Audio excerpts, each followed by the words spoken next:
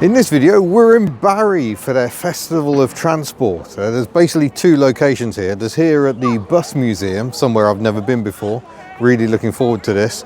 And then there's a car display on the island of Barry itself. We're just sort of a bit slightly inland. So we've got heritage buses, bus rides, classic cars, and the bus depot open day, all organised by the Cardiff Transport Preservation Group. So let's go and have a mooch in the sheds and see what's here. There's people already queuing up for the next heritage bus ride. But before we even get in, it's a red and white Bristol here. And where's the engine? The engine must be up here at the front. There we go, we've got a cold start flap. So that is a lovely thing. And we're going to see what's inside. It's a mixture of petrol, diesel, and even trolley buses. So Bristol's obviously a thing here. It's another Bristol. And it looks like it's got a kind of utility wartime body on it. During the Second World War, they sort of knocked the bodies together as best they could. Whether that's actually how it was or if it's a recreation, I don't know. AEC Regent behind it. And I was talking to Mini Hub about this. If you look just through the doors, it's the front entrance on a half cab. Let me see if I can zoom you in. You see a little hatch there? So it is actually a half cab bus for one man operation. But very uncomfortable for the driver. He's going to have to keep spinning round to deal with passengers coming on. So very interesting given our recent test of Leyland PD2. That will be coming in a future video. And this is a bus name I'm not familiar with, the Albion Nimbus. I think it's is it going to be an underfloor engine bus? Yeah, under the front there. There's the ticket machine. The driver had to wind the handle to dispense the tickets. Very austere, very basic in there. And please tender exact fare. Makes life a lot easier for everyone. So that's a lovely example. Got an AEC Matador with a bus body cobbled onto it, and that is your wrecker. It was rebuilt in 1959. And this is an AEC Reliance with Harrington Wayfarer body, dating from 1958, I think that says. Look at that, Welsh mountains. What a beauty. And a Guy Arab here as well. There's some very unusual buses. I don't know a lot about any of these. But Guy Motors, probably wouldn't be allowed a badge like that these days. But you know, things change over the years. And this is a Leyland Tiger PS1, although it's got a custom radiator cowl on it. It's in Western Welsh livery. Restoration almost complete. So that's lovely. There we go, off to St Athens apparently. And another Leyland Tiger next to it, a PS1. And you've got the sliding door on the side. The equivalent of a motorway coach before motorways were built. So it dates from 1950. Lovely, I bet that's a beast to drive. And another AEC Regal. I've got many models of the Regal. And this has got a body by Bruce Coachworks. Never heard of that one. The last single deck bus built in Cardiff. Oh, so it was a local manufacturer. Wow, that's quite something. Enormous radiator on the front. And another guy here, double decker. And just look at that bonnet mascot. Thing of absolute beauty. And one of the more unusual things here, they have trolley buses. So this is a triple axle trolley bus that's under restoration here. That must be an awful lot of work. And it's come quite a long way, it would seem. There's various ways of supporting them. I'll zoom in. Maybe you can scan them and you can help support what they're doing, restoring these magnificent things. So it takes overhead wires and electric drive. And that's a single deck version next to it as well. Hello. Now we've got a Crossley. It's a name long forgotten. And this one needing a little repair. So in 1949. That is a beauty. Look at that, brains in a bottle. Amazing. I need some. I'm loving the Bedford YRT here with duple dominant bodywork. Imagine the tours this went on. It was Evans of New Tredegar. And look at that Blackpool Miners Holiday. And yeah, the reflections are doing me a dirty down here, but lovely thing. Huge thanks to the museum down here for having very clear info sheets. For someone like me who is a bit out of my league here, very useful. So it can carry 53 passengers. But I'm loving the double decker here behind it. This is a Volvo Ailsa, so built up in Scotland, but it hasn't got the standard Alexander bodywork that most of these had. It's actually got a front engine. So if we can just sneak a peek over the models, you can see the turbocharger. Just peek straight through there. There is the turbo. So it's actually a front-engined double-decker bus, which means the seats really can go all the way up to the back. This has got Northern Counties bodywork. There we go. Built in 1982. The last Ailsa in service with Cardiff Transport. Wow. So nice little cafe over here, lots of number plates as well, another restoration project going on there, and lots of trade stands selling many models. And this is a Daimler fleet line, so Daimler's rear-engined answer to the Leyland Atlantean, and this one got Park Royal bodywork. So at the back we can see it's got the similar bustle to the Atlantean, and here is an Atlantean, and is that Alexander bodywork with a curviness up the top? It might be. Just gonna have a look. We can get this far, have a nose inside. There's the cab, just like the early Atlantean I drove. That is lovely. No info sheet on this one, unfortunately, but lovely Atlantean badge, dating from about 1966, I think, and a recreated tax disc. Bristol LH, like a smaller version of the RE, I think. And we need to have a look at this. Let's get further away from it. Yeah, I love this Mark II Transit with the massive swoopy wipers. I like that very much. That is a lovely thing. And a front end that perhaps inspired the Land Rover Discovery. I like to think so. But we're going to go and see if we can catch a bus. Maybe that bus. So we might not make it. There's still quite the queue to get on it. But this is a Leyland Olympian dating from 1982, I think. Overlap with the Atlantean. And this later became a Volvo because Volvo's bus department took over Leyland's bus department in 1993.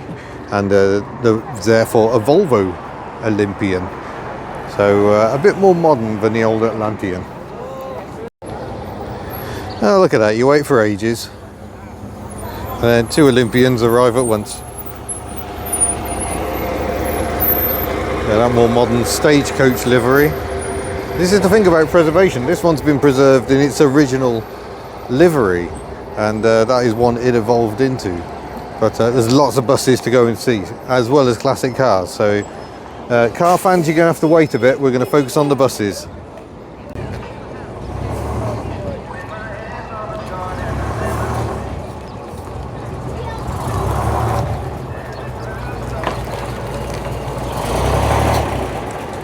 Oh, we've got to do the tight turns.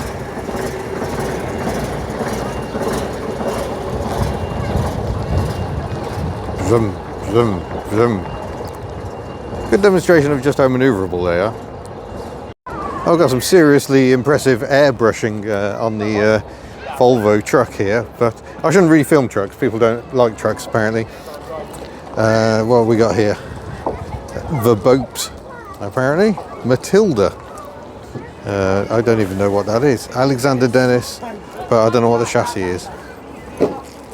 We've got Matador written on the windscreen wipers.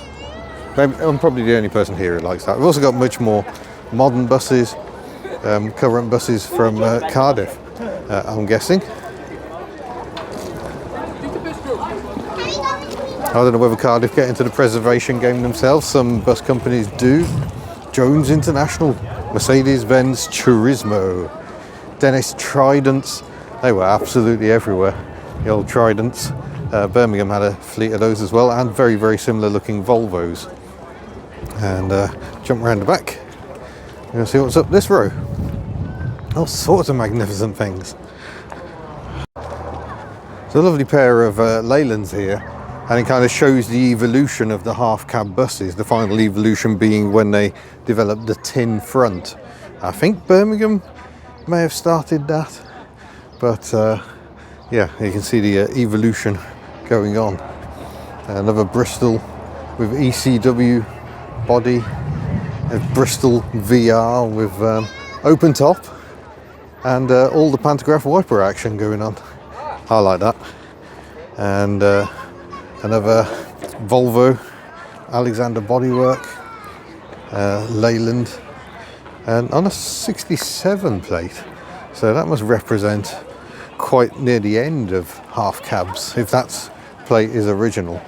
But no exposed radiator on this one. Not everyone went for a tin front end. There's an AEC Regent, the Ronda. And oh, I'm pleased to see one of these here, a Leyland Lynx. The driver's screen was angled back. It is said to cut down reflections. It always gave them quite an odd look. The Lynx replaced the National. Birmingham had a fleet, incredibly noisy, very rattly, but very distinctive. Another open top, Bristol VR, and Bristol RE. And we're going to have a look at this red and white. Lots of red and white company. It must have been a local one. There we go. Bristol with ECW, Eastern Coachworks body, and a full manual gearbox by the look of it. Hard day's work in that one. Here's an interesting one. Scania 113 with Alexander bodywork. Now, West Midlands Transport had a fleet of these to replace Metrobuses, working the number 50 service and later the 58s, I think. And they were really quick because they had turbos. They had all sorts of lovely turbo noises, but I'm not sure any of the WMPTE ones survived West Midlands Travel. Sorry, WMPTE is technically the Passenger Transport Executive, so WMT. But interesting to see an open top one. And then we've got a bendy Scania here as well from Cardiff Bus. Interesting to see. Oh, it's getting very windy here on the coast in Barry. Oh, look at that. It's obviously brought something in today. Why is it not in the lineup itself? I like the fact that even the trailer has got Range Rover wheels. Approved. Oh, this is interesting. This coach has a Van Hool body. A few years ago, you would go to school on a bus like that. Yeah. An enormous rear lights. Van Hool being a Dutch coach builder. Okay, we're just going to try and speed things up because we'll be here all day otherwise, but can't have a bus show without route masters. And that looks like Harrington bodywork on whatever that is, Western Welsh again. Yeah, well, oh, look at this, a Maudsley. That's an unusual one. Some people have got more serious camera gear than me. There's the another Mercedes-Benz Turismo. Let's look at the rear lights on this. Bedford with Duple bodywork. We'll have a look around the front in a moment. Leyland National 2. Hasn't got the roof bustle. Got the later rear lights. I really like National 2s. First National I ever drove was a National 2. Mercedes-Benz. Another Alexander body double-decker. And far newer. Yeah, zero emission bus. There's a Newport bus represented, and oh, it looks like they might be using that one as a driver training vehicle. So a driver training vehicle means you have a second seat here, usually with access to a handbrake just for those emergency situations. AC, Bristol, Bedford, again with the duple headwork with the twin headlamps, love those. Front end of the Leyland National. The main change with the National 2 was it had a front radiator, so they extended the front to accommodate it and gave it these rather buggy windscreens. I really like that. Lots of people posing for pictures. Look, we've got a classic ice cream van, the old Mark 4 or 5 Transit. Another Oh, an AEC Renown, that one. Slightly squat body on it, I quite like that. And oh, it's duple Vega, so we just saw the rear of this coach. Note how the wipers just come straight through the windows. But look at the interior. Gorgeous. Another RE, another Regent, and there's the front of that Harrington. Exclusive first editions did a lot of models based on the Harrington Grenadier and Cavalier. I can't tell you which one this is, but I do have a few. AEC chassis on that one. And so this is an RT.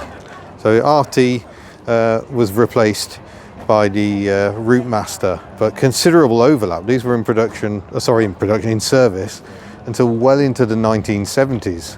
Of course, Routemasters until much more recently. Yeah, nice selection of buses. Little Badger Line Mercedes there as well. Lovely. Right, let's go find some cars. Well, quite inadvertently, we've ended up with the buses of Barry Island in this video. If you go back to the live stream, we did actually go and look at the cars, and we actually went for a ride on one of the buses. But yeah, we're going to wrap this one up there. So this has ended up being just the buses we've seen at Barry Island, buses and coaches. It's awfully windy. We're probably going to ride a few more buses and then go home. So huge thanks for watching. Look out, the Cardiff Transport Preservation Group have some other running events later this year. Do check them out. But otherwise, yeah, thanks for watching. We'll see you in a future video. Farewell. Pay as you enter.